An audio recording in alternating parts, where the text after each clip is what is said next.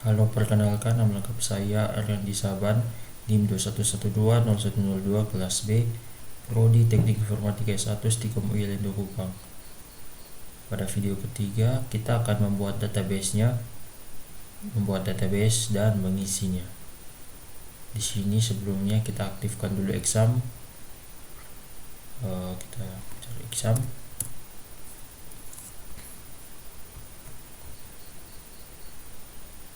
Nah, kita aktifkan Apache dan MySQL.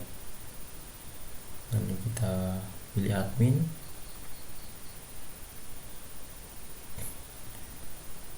Nah, di sini saya sudah membuat database-nya dengan nama RS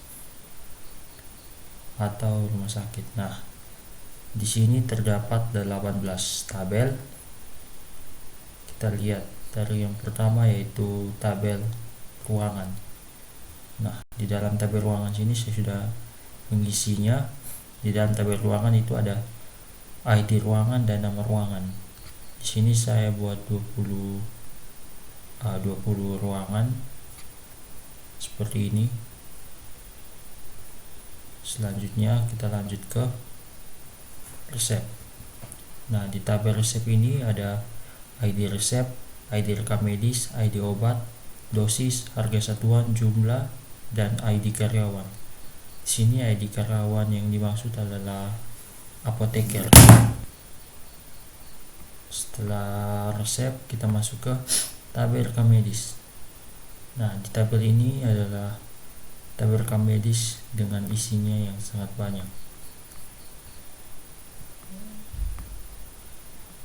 Tabel rekam medis, di sini ada ID rekam medis, ID pasien, tanggal pelayanan, ID jadwal karyawan, ID poli, keluhan awal, ID karyawan, tanggal check-in, jam check-in, tinggi badan, berat badan, suhu, tensi, catatan hasil lab, catatan alergi obat, catatan alergi makanan, jenis perawatan, lama sakit, status perawatan, tanggal kontrol, ID karyawan kasir, dan metode pembayaran. Ini untuk tabel rekam medis. Selanjutnya untuk rawat inap. Di sini rawat inap ada ID rawat inap, ID rekam medis, tanggal mulai, tanggal selesai, ID karyawan, dan ID kamar. Di sini saya sudah mengisinya. Lanjut itu poli. Di sini ada ID poli dan nama poli. Di sini saya mengisinya dengan 20 data. Selanjutnya pada tabel penyakit, di sini ada ID penyakit dan nama penyakitnya. Ini saya buat juga 20 penyakit. Selanjutnya pasien.